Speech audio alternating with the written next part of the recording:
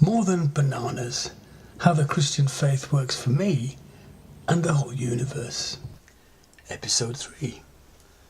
Love and pain. That leads us to a second question. Okay, infinitely wise, kind, powerful God. We have an issue here. Why is there so much pain in the world? And what are you doing about it? God may be wise and loving all the way down, but pain is still pain. And so the question is still live. I agree we also have to ask a parallel question. Why is there also so much goodness, joy, grace and fun in the world? The two questions do go together, and asking them both at once has the happy side effect of keeping us sane. If we only explored the problem of pain without thinking also about the problem of love, it would make us as miserable as a Russian novelist, or even as Thomas Hardy. And without their literary panache, too grim. It's tedious and depressing to list the misery in the world. There's so much of it, I hardly know where to start.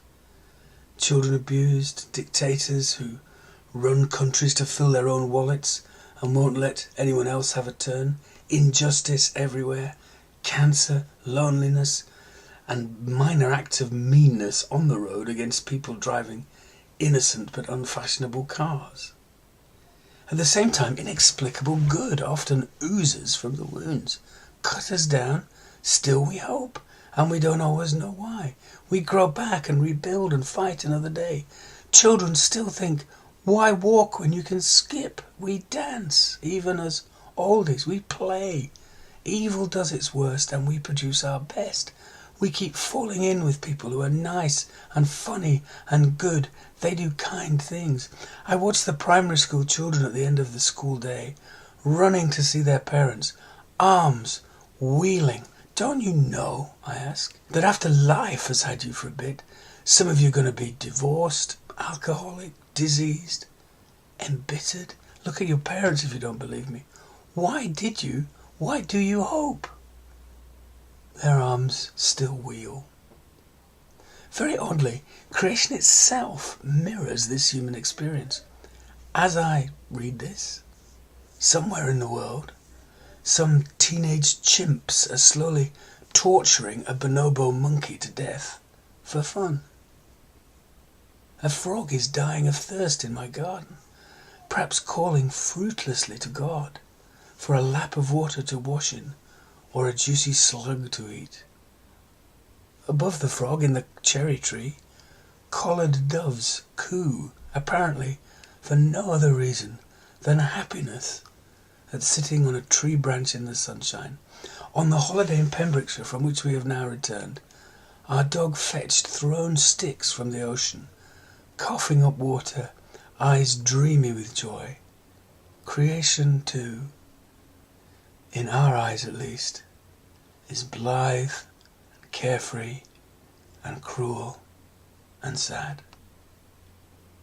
Oscar Wilde had something to say about this. Of course, he played out in his own life the extremes of grace and pain. A Mozart with words, a literary skylark soaring in his own brilliance. He came to mourn both his own capacity for self-destruction and the injustice and cruelty that followed his fall. A fashionista, he once had to stand for half an hour at Reading railway station in his prison clothes while people stared at him and nudged each other, a shame he never forgot, or perhaps even recovered from. Imprisoned for gross immorality, he read the New Testament and wrote about what he found. Now it seems to me, he wrote, that love of some kind is the only possible explanation of the extraordinary amount of suffering that there is in the world. If that was all Oscar Wilde had ever written, it would be enough, because it unlocks the universe to us. You can't have pain without love. Or more strictly, you can have pain, but without a context of love. It's just the flowing of an electrical current down a biological wire, one signal among many for the brain to sort out. It's only when you based pain in the source of love that pain is truly painful. we start asking questions like, why me? Why do I get the pain? It's almost as if we have a basic expectancy to be loved and for the universe to be a congenial place. When pain, toothache, say, shoves itself into our lives, we don't just think, ouch, or a helpful health update. We say, no, or not again, or God, make it stop. The biological signal becomes the theological crisis because we expect better treatment. When pain arrives, we're disappointed in the universe. It, or God we feel, should do better than letting us suffer a twinging molar. How dare you let me experience pain? I don't believe in you, but I'm still mad at you. Worse still, many types of pain have a random element which adds injustice to pain. My grandmother and my cousin both died aged 51 of pneumonia. A couple of months ago, aged 51, I caught a severe form of pneumonia called advanced respiratory distress syndrome, a party animal among pneumonias that kills 70% of the people who host it. I was in a coma for a month, hallucinated entertainingly, and eventually limped alive out of the hospital. I lived. They died. How fair is that? Another time, I've been in hospital a lot recently, a nurse in the intensive care ward at Papworth Hospital in Cambridgeshire told me, if this had happened in my old hospital in Scotland, we wouldn't have saved you. Better people than me now lie under Scottish sods while I get to fight or type another day. It's a bit random whether you live or die, but we don't say, fair enough, randomness is part of the universe. Instead, we rage at the injustice and look around for someone to blame, suing on earth and sulking at heaven. Logic says injustice is part of the created order, but our guts disagree. Life should be okay, and everybody should have a fair go, and we ought to be loved.